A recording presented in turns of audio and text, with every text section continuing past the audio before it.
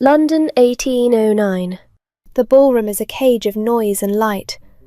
I am in my corner, the one where the wallpaper has a small faded water stain right at eye level.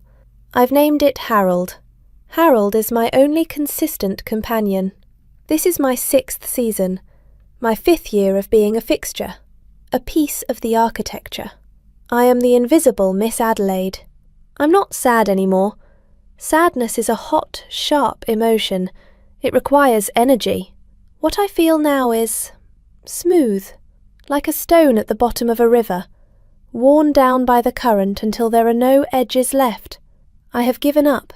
My heart doesn't break. It doesn't do much of anything. Then the whispers change. The chatter doesn't just pause, it curdles. The air in the room goes cold. He is here. Alexander, the Duke of Montrose. He is a block of ice in the middle of a furnace. He stands near the entrance, a shadow in impeccable black. His striking light blue eyes are empty, dead.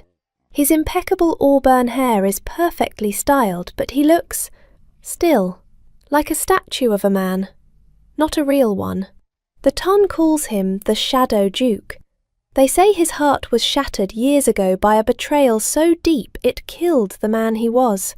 He never dances. He never speaks.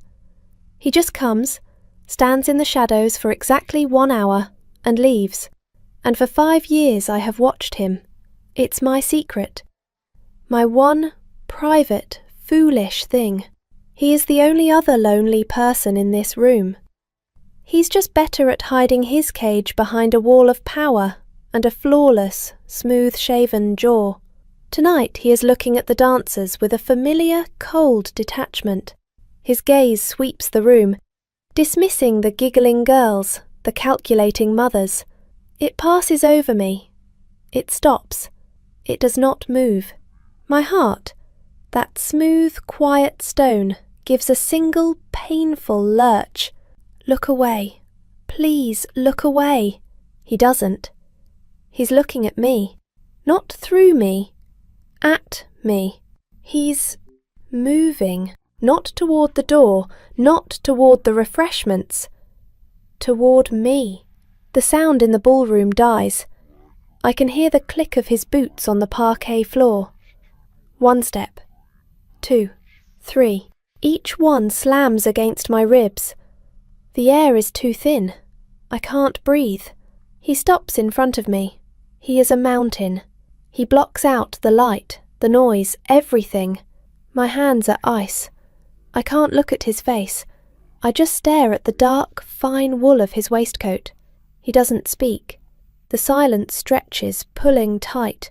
It's so quiet I can hear the hiss of the gas lamps. I feel the entire room staring at us. At me.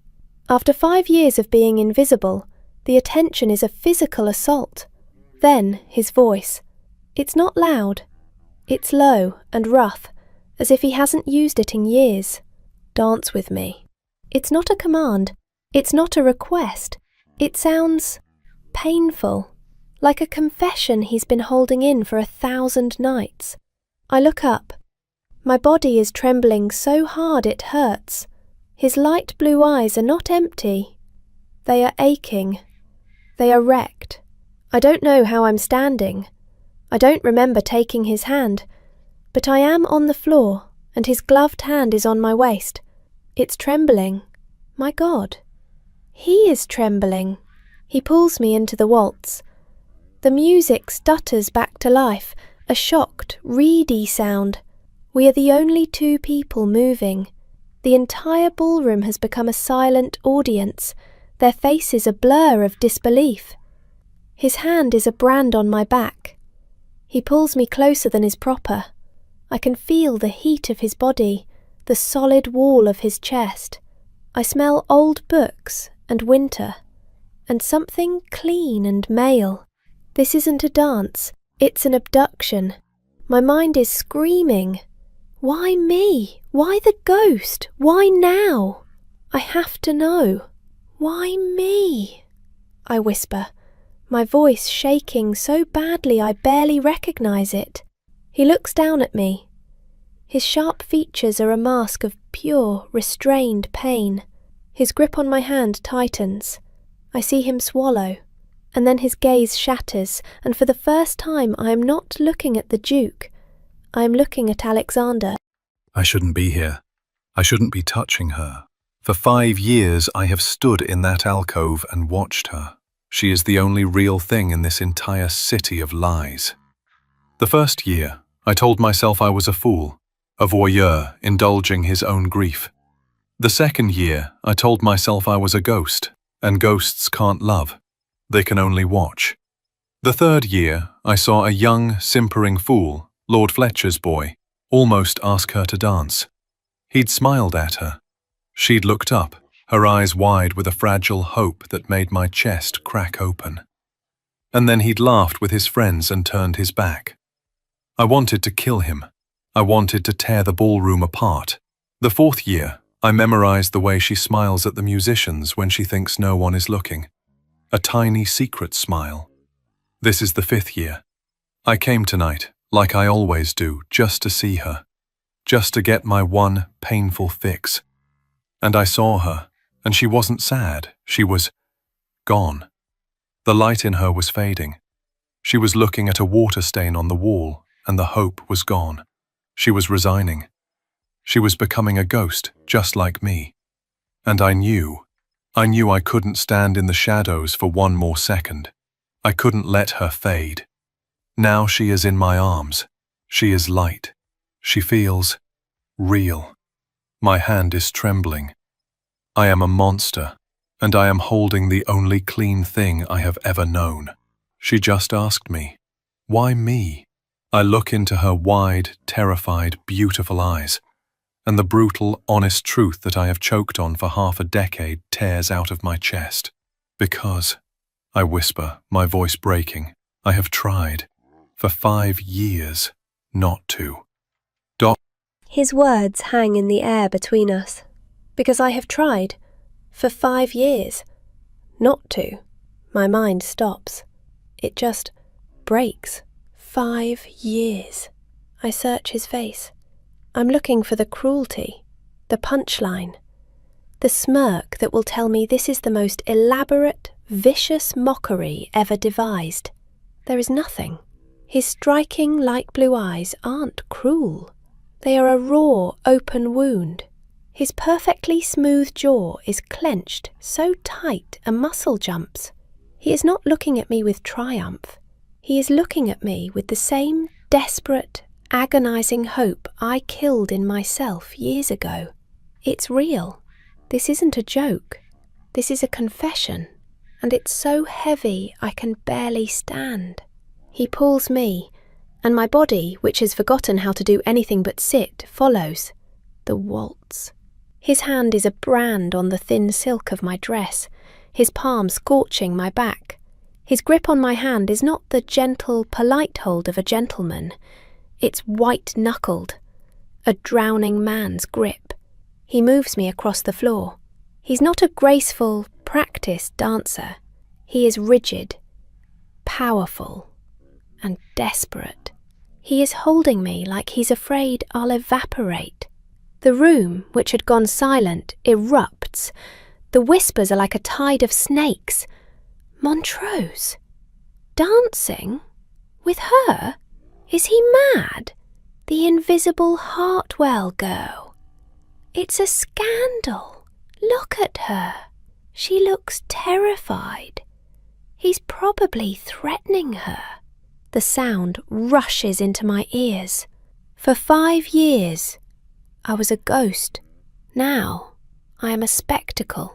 I am the centre of the most humiliating, terrifying, beautiful moment of my life. I should pull away. I should run. But he is still trembling. I am the only thing in this entire ballroom holding the Shadow Duke together. I look up at him. They're staring. I whisper, "Let them." He breathes, his voice a low rasp. His eyes never leave mine. They have always stared at me. Let them stare at us. US.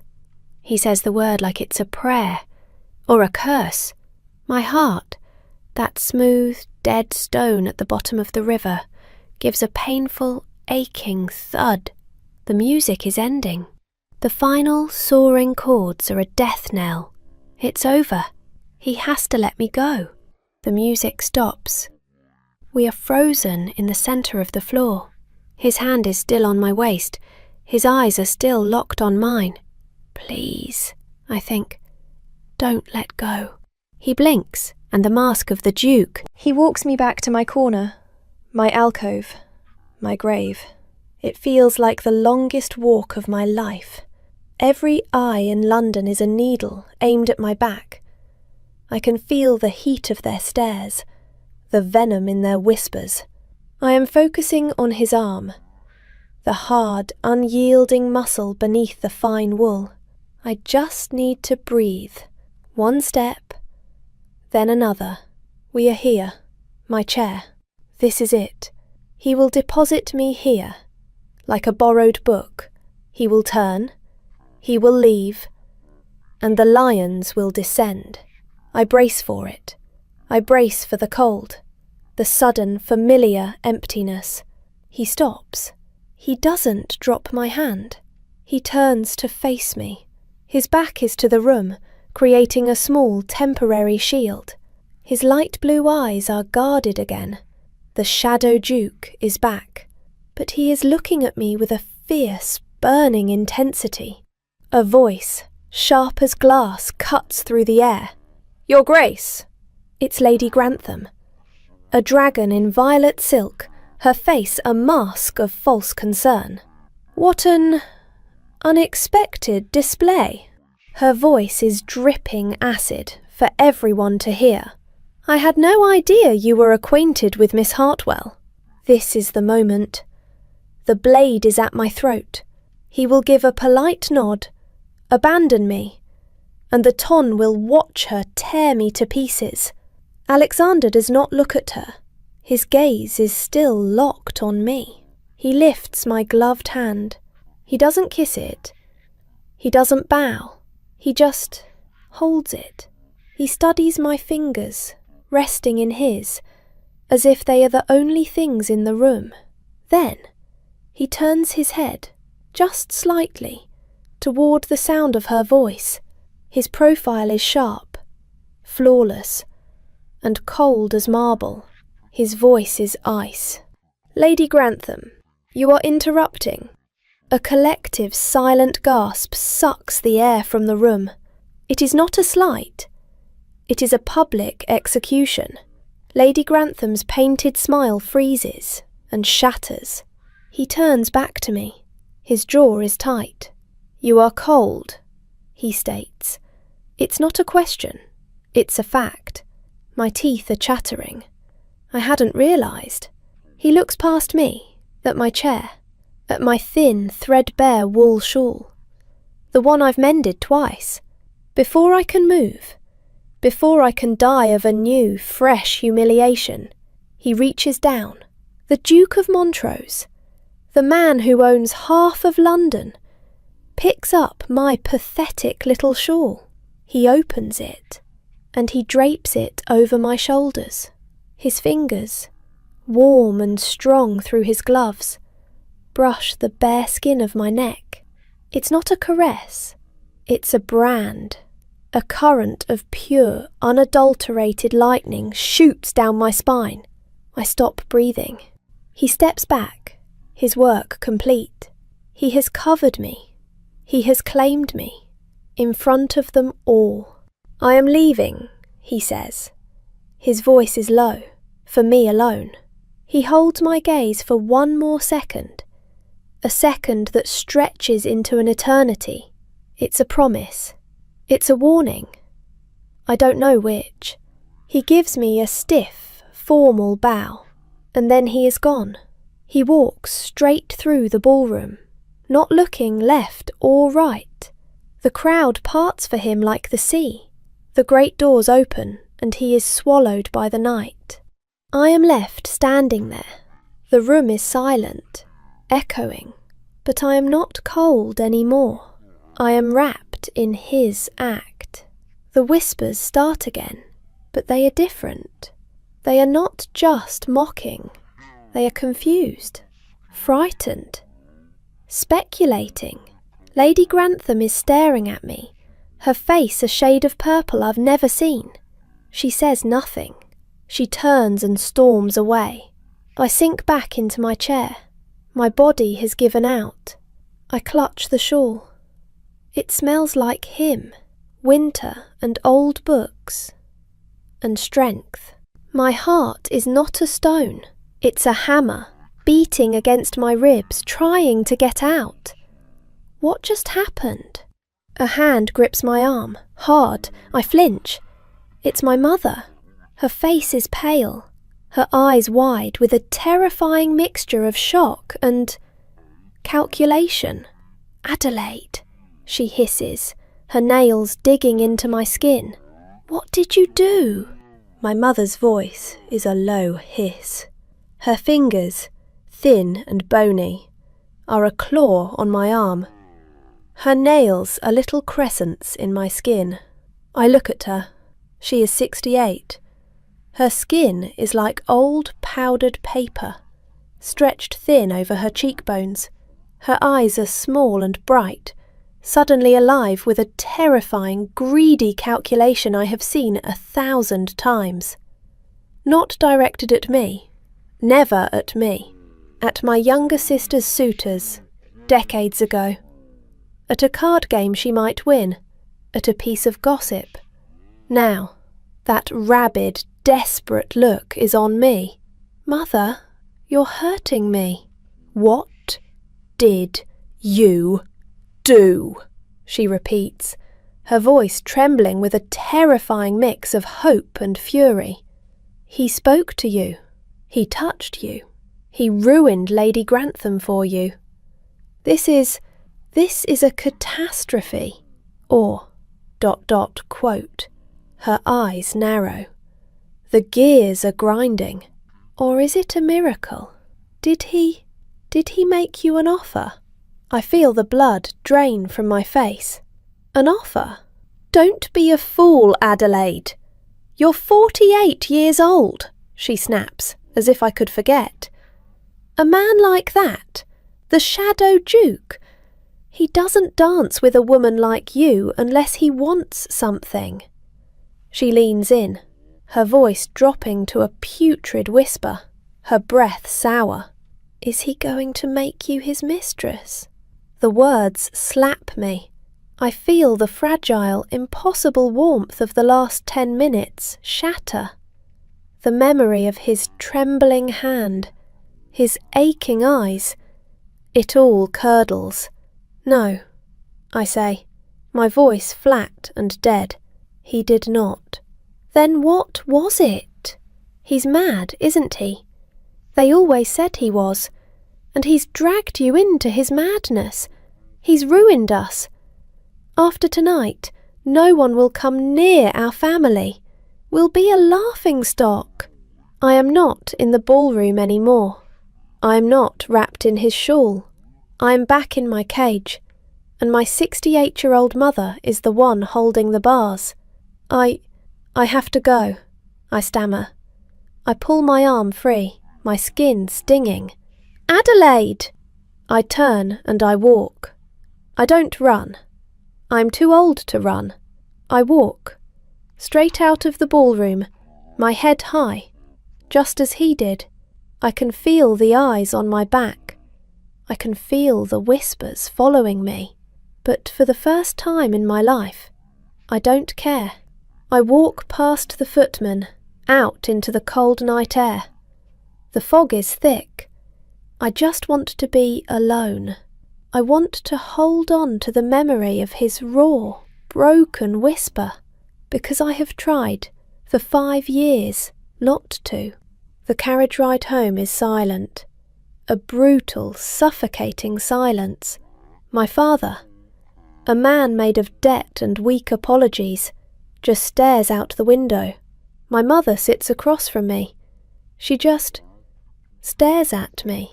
She is dissecting me with her eyes, trying to find the value in this new, strange commodity. I don't speak. I clutch my shawl. I will not let her have this one moment. When we get home, she follows me to my room. "Adelaide," she says, her voice suddenly different, sweet, poisonous. "If he contacts you, you must tell me. Your father is in a precarious position. We are old, Adelaide. A man like the Duke of Montrose. He could be a powerful friend, or a terrible enemy. We must be so careful." I look at her, this woman who has seen me as a burden, a failure, a piece of leftover furniture for 25 years. "Good night, Mother." I shut the door in her face. I lean against the wood. My room is cold. I have no fire. I press my face into the old, mended wool of my shawl. It's all that's left. It smells like him, like winter, like hope. And I do something I haven't done in 20 years. I cry, not for my humiliation, not for my mother. I cry because a 55-year-old man, a man just as broken and dead as I am, looked at me like I was the only person alive. The next day, the house is a tomb. My mother is waiting. I can feel her waiting. I stay in my room. I can't face her. I can't face the world. It was a dream, a fit of madness. He will not contact me. He will wake up this morning, drowning in regret. The Shadow Duke will go back to his shadows, and I will go back to my wallpaper. It was just one impossible dance. At noon, there is a sound. A horse in the street. Not a carriage. A heavy, powerful war horse, its shoes striking sparks on the cobbles. Then, a knock. Not on our door. It's a pounding. The sound of a fist hitting the wood. Thump, thump, thump. I hear our maid, Sarah, scurry to the door. I hear my mother rush into the hall. I hear a voice, a deep, gravelly voice. I frown. I left this? I am clutching my shawl. I left nothing. My mother is trying to read over my shoulder. "What is it, child? What does he say?" I look at the footman. I don't understand. I left nothing.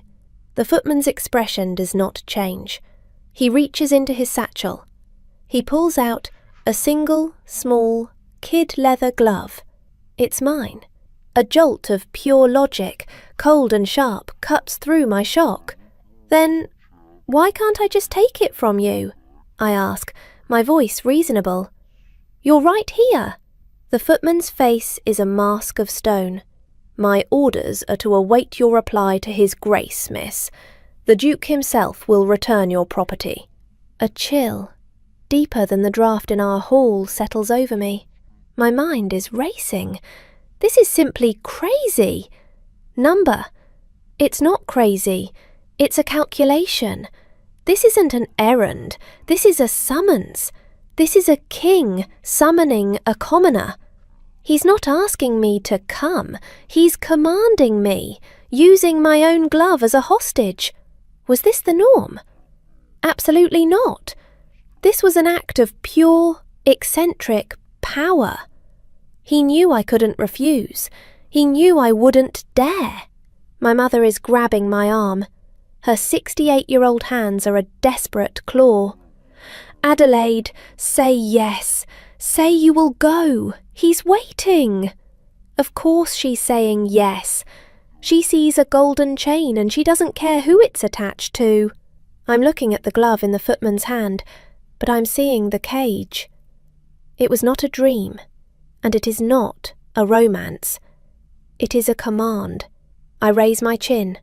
I will not be a giggling fool. I will be a woman answering a summons from a man who holds all the cards. I look up at the footman. My voice is a whisper, but it doesn't shake. "Tell His Grace I will be there in 1 hour." I am wearing my best dress. It's a lie. I'm wearing my only dress, the grey wool I wear to church. It is clean, mended and pressed. It is the armour of a respectable poor spinster. The Duke's carriage, a black, gleaming monster embossed with a crest I don't recognise, collected me 1 hour later. It was an act of war on our quiet, shabby street. Neighbours peered through their curtains. My mother, 68 and vibrating with greed, stood on the doorstep waving, as if I were a princess going to a ball, and not a 48-year-old woman answering a terrifying summons. Now, I'm walking through his house. It is not a house. It is a tomb. The entryway is a cavern of black marble and cold gold. My footsteps echo. There are no flowers. There is no warmth. The air is still and smells like dust and old wax. The footman who collected me, the same one from my home, leads me down a hall lined with portraits of dead men who all look like him. Sharp features, impeccable auburn hair, and cold, striking, light blue eyes. His Grace is in the library, the footman says. He doesn't look at me. He opens 2 massive oak doors. The library is dark. The curtains are drawn, save for one. A single tall window lets in a weak, grey shaft of afternoon light, and he is standing in it. He is not in his formal evening wear. He is in a simple white shirt, unbuttoned at the collar, and dark trousers. His impeccable auburn hair is a mess. He looks like he hasn't slept. He looks like he's been pacing. He is 55 years old, and in the dim light, he looks like a man who has been fighting a war his entire life. He sees me. His whole body goes rigid. He is not the cold, controlled shadow duke from the ball. He is not the man who executed Lady Grantham with a word. He is awkward. He looks trapped. Miss Hartwell, he says. His voice is a low gravel. Your Grace, I reply, curtsying. My knees feel weak. The silence stretches. It's deafening. He is just staring at me. His light blue eyes are drinking me in. It's not a lecherous look. It's starving. He looks like a man who hasn't seen water in a decade. He's holding it. My glove. It's clutched in his left hand. He doesn't offer it to me. I clear my throat. You sent for me, Your Grace. My glove. Yes. He looks down at the glove in his hand as if he's just realising it's there. He looks at it, then at me. He takes a step forward. He stops. He looks at the glove again. Your Grace? I prompt, softly. He clears his throat. He clenches his jaw. He is forcing himself into the role of the Duke. The glove, he says, his voice strained. He looks at it. I wanted to ensure it was returned, personally.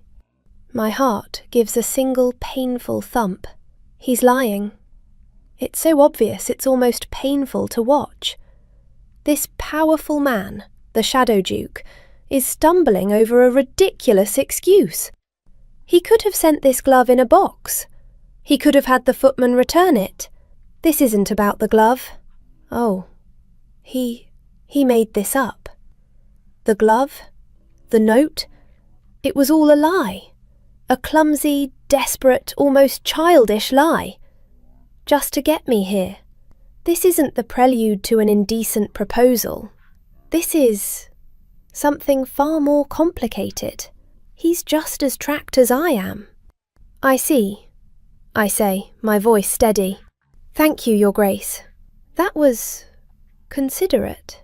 He nods, latching onto the word. Yes, considerate. He still doesn't offer it to me. He's just holding it. The silence stretches. He is just staring at me. He is a 55-year-old man, a man of legendary power, who cannot figure out what to say next. He gestures, a sharp, clumsy movement to a chair near the fireplace. Please, sit. I do as he commands. I sit on the edge of the dark, cold leather. I am a mouse perched on the edge of a canyon. He doesn't sit. He paces, He stalks back and forth in that single shaft of light, his hand still crushing my glove. "Miss Hartwell," he begins. He stops. He runs his free hand through his hair, making it even more of a mess. He looks lost. "I have not," he says, his voice tight, "had a comfortable existence." I say nothing. This house, it is empty. I am empty. He stops pacing and looks at me. His eyes are burning. "Last night, that was the first time I have felt in 20 years. I cannot breathe. This is not the offer of a mistress. This is something rawer, more terrifying. Your Grace, I require a companion," he says, the words rushing out, clumsy and sharp. A companion? A paid companion," he clarifies, as if that makes it logical. "That is a position, is it not? Respectable ladies do it." "Yes, but I require someone to read to me." He says it like a challenge. I frown. "To read?" "Yes." He gestures to the thousands of books lining the walls. My eyes, they are tired. It is the most transparent, clumsy, desperate lie I have ever heard. He is the Duke of Montrose. He could hire 50 people to read to him. He is a 55-year-old man, a man of legendary power, who cannot figure out how to ask a 48-year-old spinster to simply sit in the same room with him. He is dying of loneliness. I look at this powerful, broken man, and the fear that has been choking me for 24 hours just dissolves. It's replaced by something else, something warm, something that aches. I look at his hand, the one still clutching my glove. "Your Grace," I say, my voice very quiet. He freezes. "If I am to read to you," I say, "I will need both of my gloves. It is cold in here." He blinks. He looks down at his hand, at the glove he is mangling. A dark, dull red flush creeps up his neck. He looks ashamed. He walks forward. He doesn't just hand it to me. He opens his fingers. I retrieve my glove from his grasp. His skin is hot. "Well," I say, pulling the glove on, "where shall I begin?" "Well," she says, pulling the glove on. "Where shall I begin?" My heart stops. She said yes. She said yes. She's not running. She hasn't called me a madman. She is a 48-year-old woman of perfect, terrifying dignity, and she is agreeing to my pathetic, transparent lie. My throat is closed. I can't speak. I just nod. I am a fool. I am 55 years old, a duke, a man who moves markets and makes men tremble, and I am frozen in my own library, struck dumb by a woman the world has ignored for 25 years. "Read." I told her I wanted her to read. I turn, my movements stiff, and grab a book. The first one my hand touches. I don't even see the title. I hand it to her. "This one," I manage to say. She takes it. Her fingers, so proper in their mended gloves, brush mine. It is a jolt of pure, clean fire. I pull my hand back too fast. She doesn't seem to notice, or she is polite enough to pretend she doesn't. She opens the book. She clears her throat, a small, soft sound in the cavernous silence, and she begins to read. Her voice, my God, her voice. It is low and clear and steady. It is the first gentle human sound that has filled this room in 20 years. I don't hear a single word. I am not listening. I am watching. I am watching the way the grey afternoon light from the window catches the strands of silver in her brown hair. I am watching the quiet, resigned set of her mouth. I am watching the way her fingers rest on the edge of the old, dry paper. She is here. She is here. In my house. In my room. This is pathetic. I am pathetic. I am a liar. I am paying this woman, this good, decent woman, to sit in my house under a false pretext. simply because I am too much of a coward to speak to her. Because I am starving. For 5 years I watched her from the shadows, and now I am sitting 10 feet away from her, and I have never felt more like a monster. She reads for 1 hour. I don't move. I don't breathe. I just absorb. Finally she pauses. She looks up. "Your Grace?" "What?" I snap, my voice too harsh. She flinches. Idiot, I made her flinch. The clock has just struck 3, Your Grace," she says, her voice faltering. "I believe our hour is concluded." "Yes." I stand up, too quickly. She stands too, closing the book. "Shall I return tomorrow, at the same time?" "Yes," I say. That is the arrangement. The arrangement. It sounds so cold, so transactional. It is. I made it that way. I walk to my desk. I open a drawer. The money is there. A small, heavy pouch. Her wages, for the week. I prepared it. I hold it out to her. This is the worst part. This is the moment that makes it all feel dirty. I am not paying for a reader. I am paying for her presence.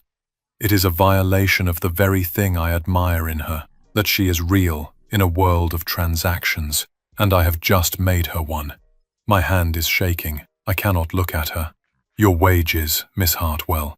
I feel her hesitate. Then her small gloved fingers take the pouch from my hand. "Thank you, Your Grace," she whispers. She turns and walks out of the room. I hear her soft, steady footsteps fade down the marble hall. The front door closes. I am alone. In the silence, I sink into my chair. The room is so empty it hurts. I look at the clock. It is 3:02 p.m., and I begin the agonizing, silent wait for tomorrow. I watch the clock. It is 1:59 p.m. My stomach is clenched so tight it aches. She will be here. She must be here. The sound of the carriage pulls up. I don't breathe. Footsteps in the hall. Light. Soft. Then the library doors open. And she is there. Miss Adelaide Hartwell. My Adelaide. She is wearing her grey dress. Her quiet dignity. Her hair, the colour of damp earth, is pulled back. Simple and elegant. She is a woman who accepts her world, but she does not surrender her soul. My God, she came back. "Good afternoon, Your Grace," she says, her voice low and steady. She curtsies. "Miss Hartwell," I reply, my voice rough. It always is when I first speak to her, as if my throat is unaccustomed to forming words. She sits in her chair. I sit in mine. She opens the book. It is a volume of Lord Byron today, poetic yet safe, and she begins to read. The words are a low hum, a lullaby. I am not listening to the words. I am listening to her voice. It is the sound of life. It is the sound of hope.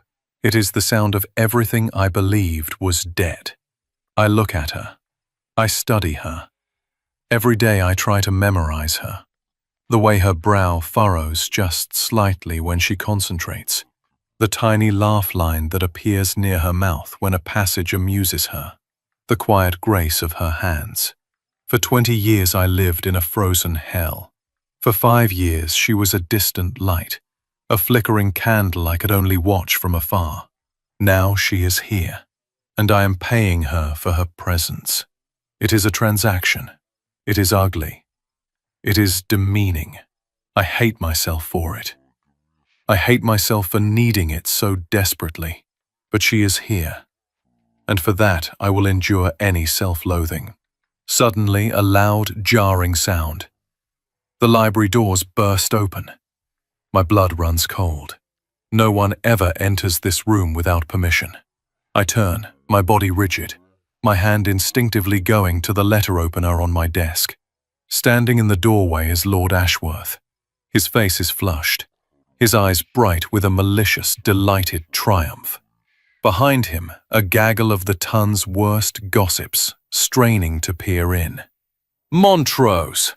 Ashworth booms, his voice dripping with false cheer. "My dear fellow, such a surprise to find you occupied." He looks at Adelaide. His gaze is a sneer. A man of 60, bloated by privilege. He embodies everything I despise. He was a close friend of the man who ruined me 20 years ago. Adelaide closes the book. Her face is pale. She looks like a trapped bird. Ashworth, I say, my voice a low growl. You are not welcome here. He laughs. A braying, ugly sound. Nonsense.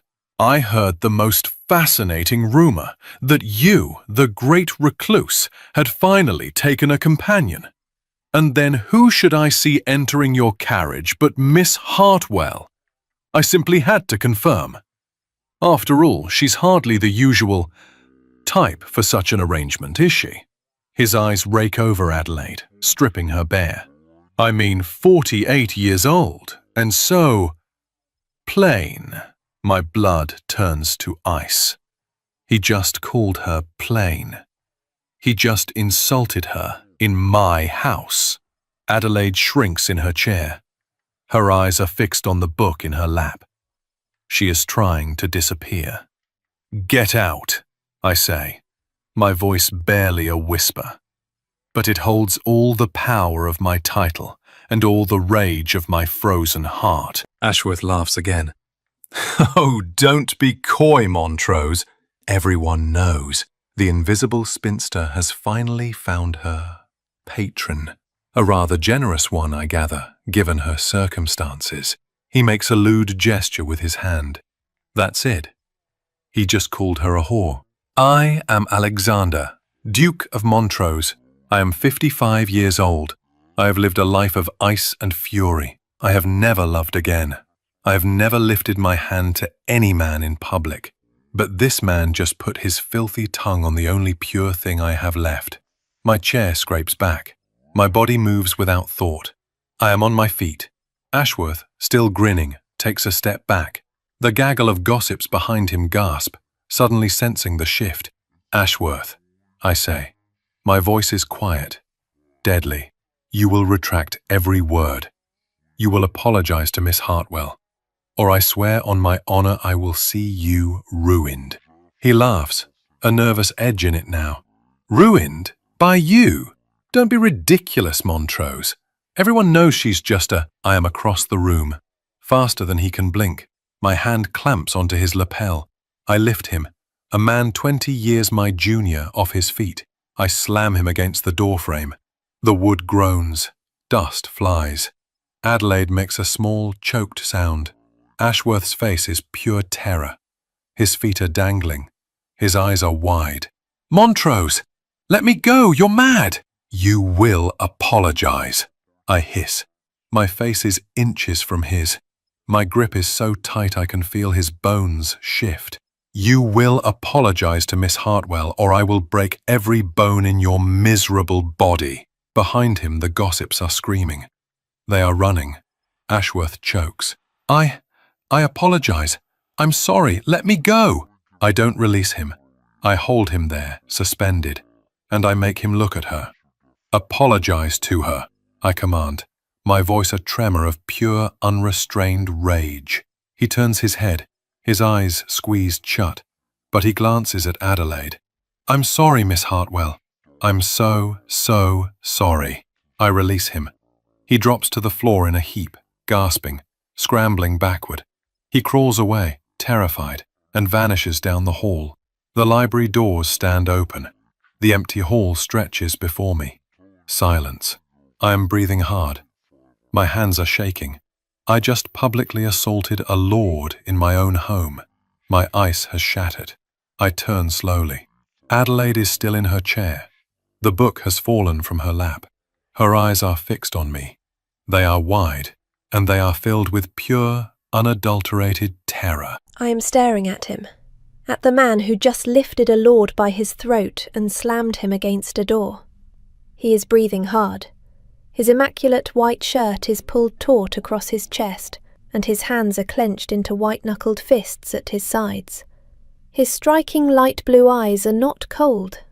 They are burning. This is not the awkward, silent man who fumbled over a glove. This is not the lonely soul who confessed his house was empty. This is the Shadow Duke. This is the man they all fear. The man who, they whisper, drove his first wife to her death. And he is terrifying. I am terrified. He just broke. He broke for me. Miss Hartwell, he says, his voice a low, strangled rasp. I flinch. I can't help it. His face, it collapses. The rage vanishes, replaced by a sudden, devastating wave of shame. He sees my fear. He sees me seeing him. The monster. Adelaide, he whispers. He used my name. He has never used my name. He takes a step toward me. I shrink back. He stops. He looks at his own hands, the ones he just used as weapons, as if they are covered in blood. I frightened you, he states. It's a confession of his deepest sin. I am sorry. Quote. He runs a shaking hand through his auburn hair. He insulted you. You assaulted him, I whisper. My voice is shaking. He called you... He can't even say the word. His jaw clenches. He had no right. Not in this house. Not you. He looks wrecked. He runs a shaking hand through his auburn hair. He insulted you. You assaulted him, I whisper. My voice is shaking. He called you... He can't even say the word. His jaw clenches. He had no right. Not in this house.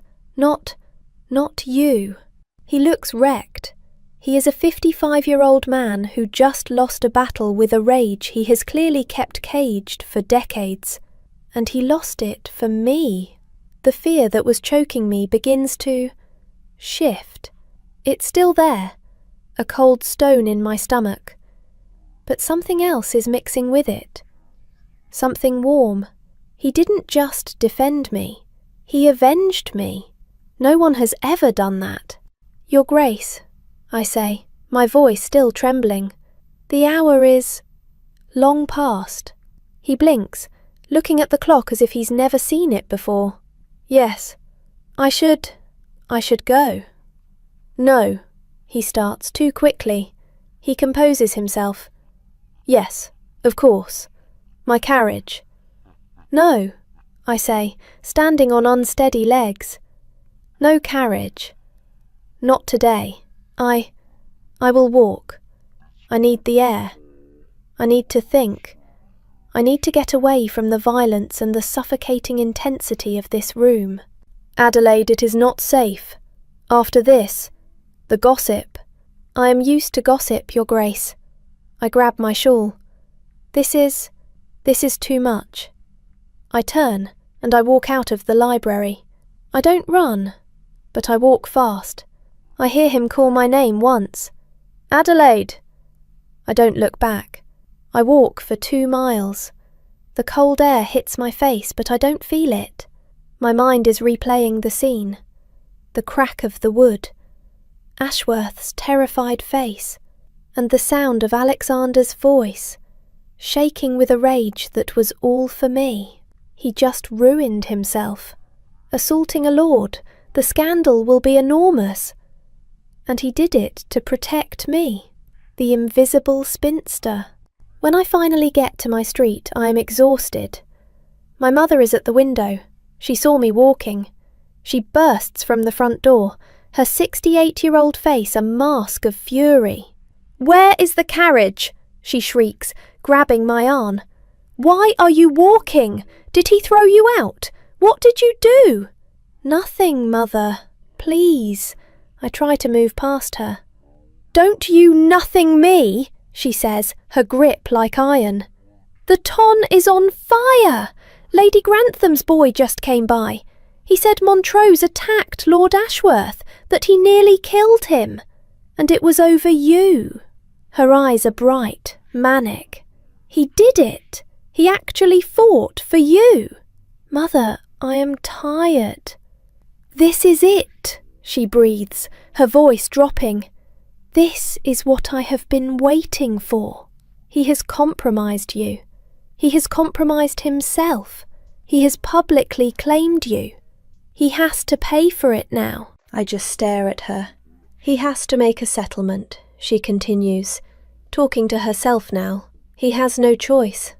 A duel, a scandal, or a generous settlement for the wronged woman. Oh, this is better than I could have dreamed. We are rich, Adelaide. We are finally rich. She is smiling. She is looking at a scene of brutal violence and seeing a payday. I look at my mother's grasping, greedy face, and then I think of Alexander's face, wrecked with shame. I frightened you. He is not paying you, I say, my voice dead. Her smile vanishes. What? He is not paying for me. This job is over. I am not going back. You... what? Her face turns purple. You fool! You stupid, stupid old woman. He is on the hook. This is the moment. You will go back. You will demand... No. It is the first time in my 48 years I have ever truly said the word to her. I am not a piece of meat for you to sell, mother. You are, she screams. You are all we have. You will go back and... He defended me, I whisper, the realization hitting me like a physical blow.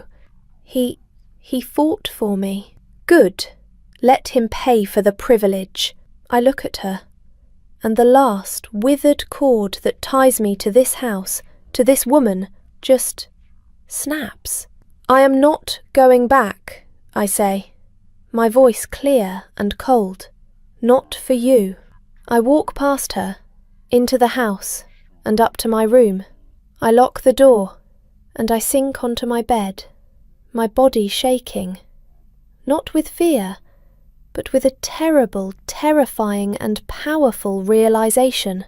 He called me Adelaide, and I am not afraid of him. I am afraid for him. It has been 2 days, 48 hours. 2 days of silence. The clock in the library chimes 2. She is not here. The clock chimes 3. She is not here. I am a dead man again. I frightened her.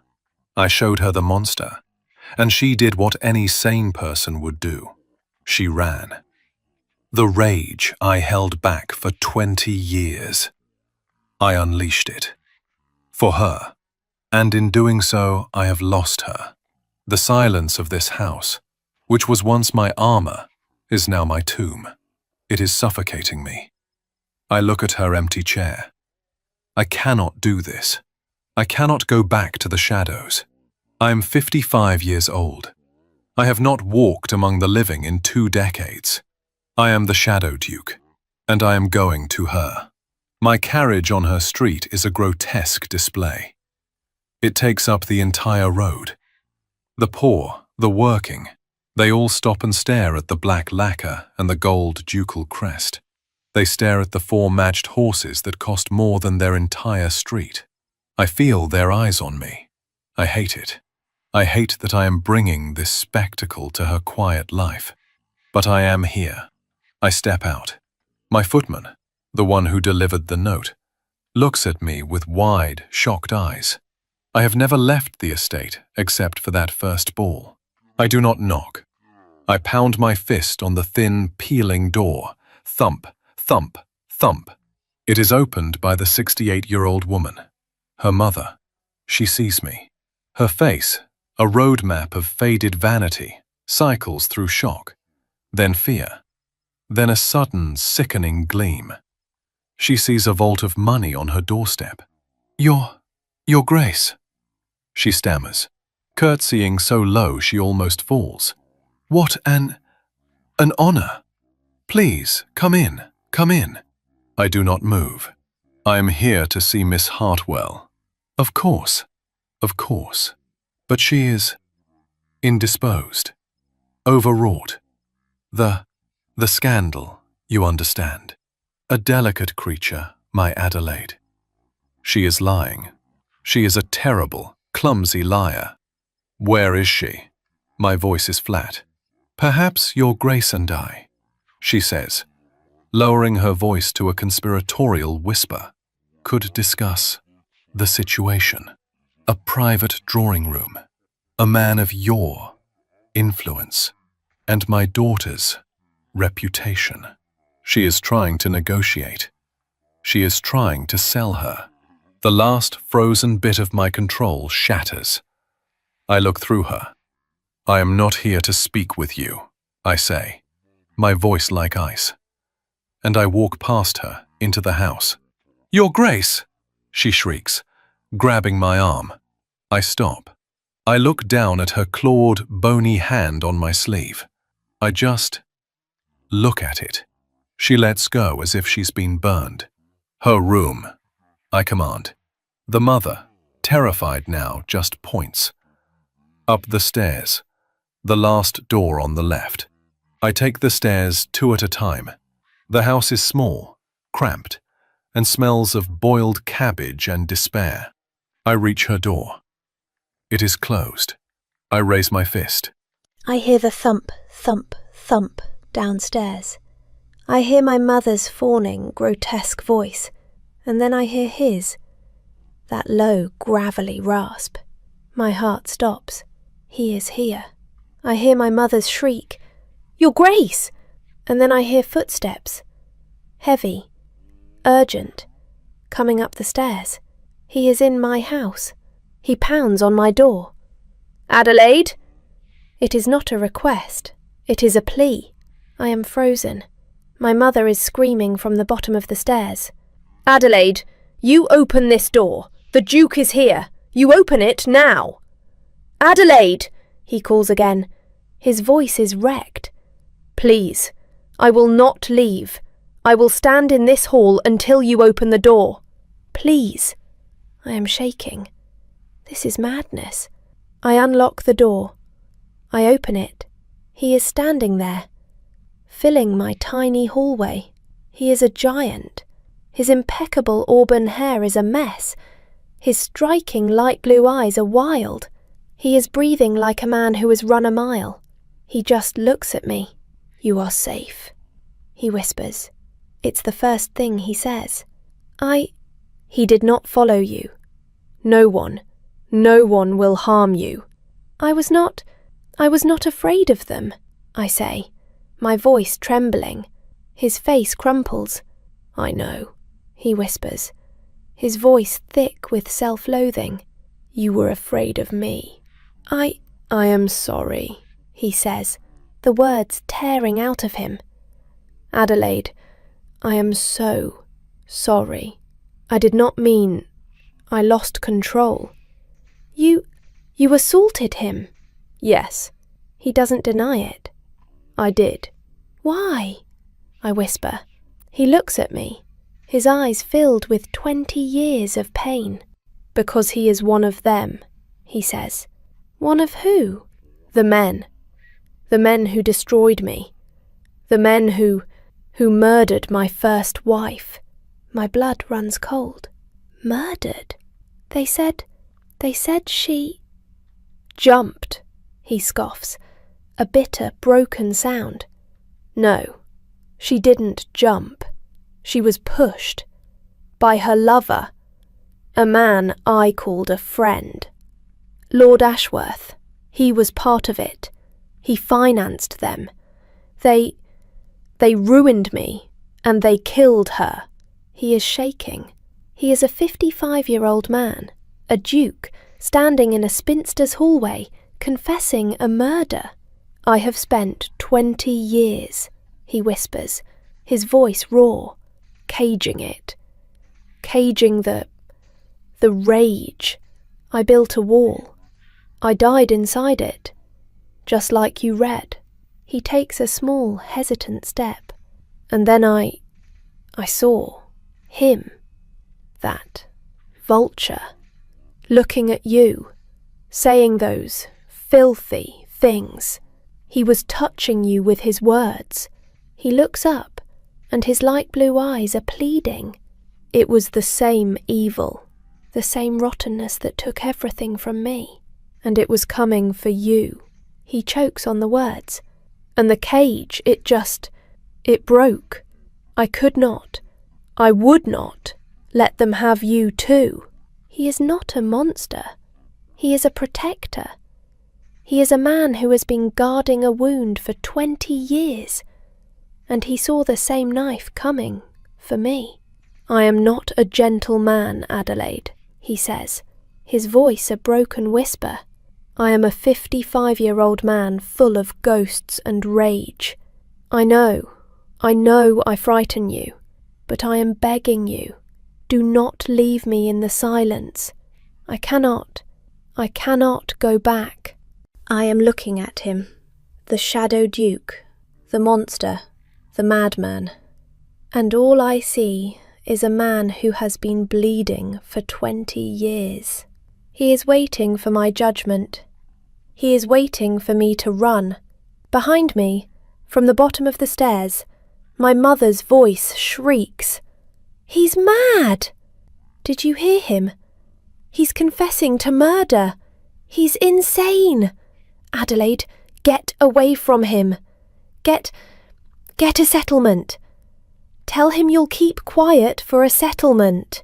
Alexander flinches. His eyes close. He hears her. He hears the world I live in, the world of transactions, the world that sees his agony as a payday. He looks at me, his face a mask of defeat. He believes her. He believes that's all this can ever be. I look at his broken face. Then I look past him, down the stairs, at my 68-year-old mother, her face twisted in a mask of pure, desperate greed. I have been a ghost my entire life. I have been a chair, a water stain on the wall, a burden, a commodity, and this man, this terrifying, broken, beautiful man, is the only person who has ever seen me. I step forward. Alexander's eyes widen. I reach up, my hand trembling. My mother gasps, "Adelaide! Don't be a fool!" I put my hand on his chest. I feel his heart, hammering against his ribs. A wild, terrified, living thing. He is not mad, I say, my voice clear and strong, cutting through the house. I am not speaking to him. I am speaking to her. He is grieving. I step past him, into the hallway. I look down at my mother.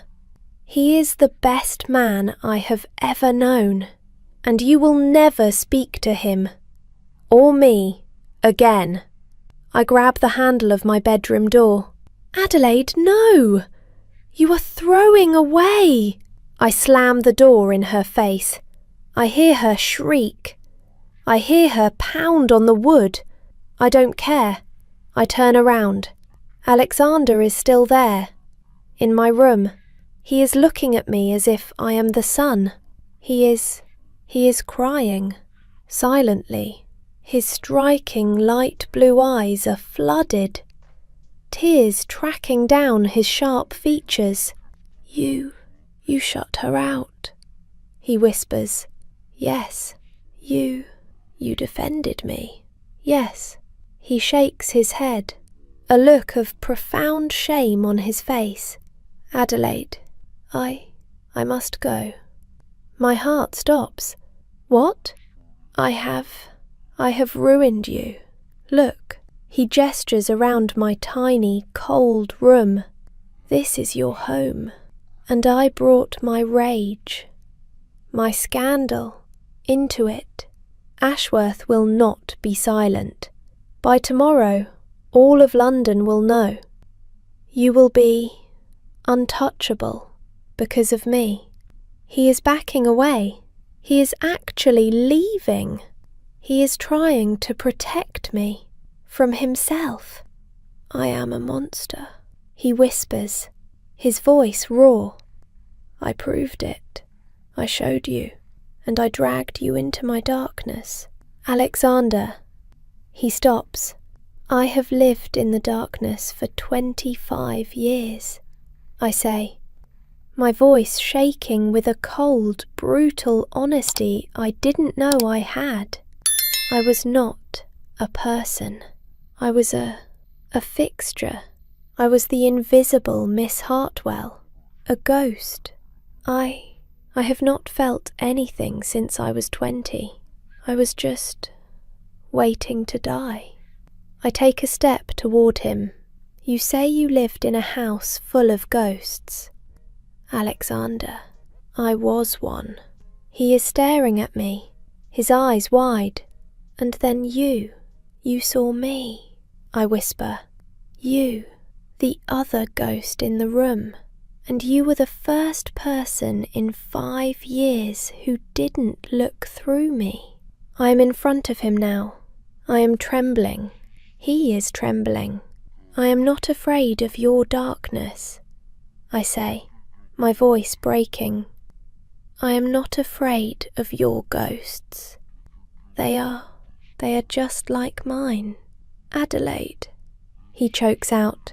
Don't leave me, I whisper. It's a confession. Don't go back to your shadows. And don't send me back to mine. I cannot go back to being invisible. He doesn't move. He is frozen. He is terrified. He is 55. I am 48. We are two terrified old people, afraid to live. So, I do it. I rise on my toes.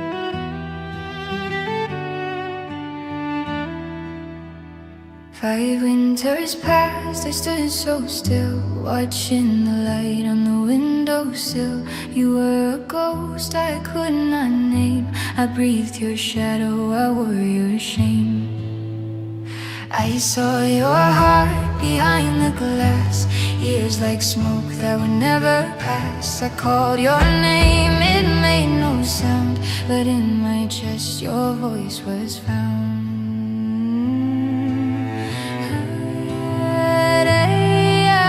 We are two ghosts still breathing, ash in our veins, but the fire remains. Found in the hush between believing you and I, unafraid. You touched my hand, the world stood still, a fragile piece I cannot kill. Your eyes said stay, though words were few. I never lived till I saw you. I carried grief like winter stone. I thought my penance was to be alone. Then you appeared, the frost withdrew, and time began when I saw you.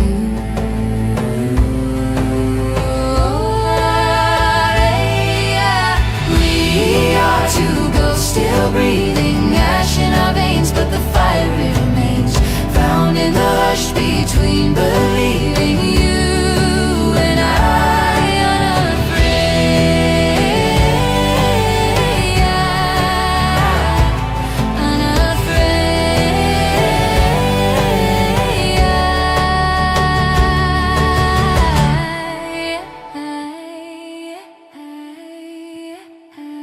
I feared the dawn would steal this dream, that warmth would fade, that hope would seem too much for hearts that broke in twos. But here we stand, with nothing to lose.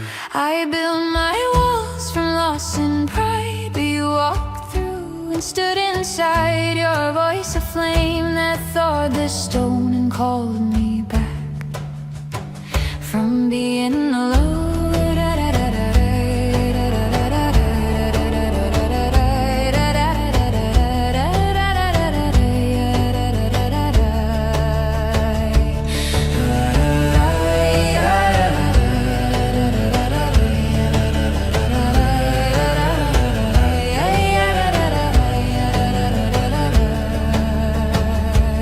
Let them whisper, let them stare. The world was never truly there. This breath, this touch, this fragile grace, our ghosts have finally found their place. Now morning breaks, the frost is gone. Two hearts remember how to dawn. The silence ends, the years forgive. Two ghosts still breathe.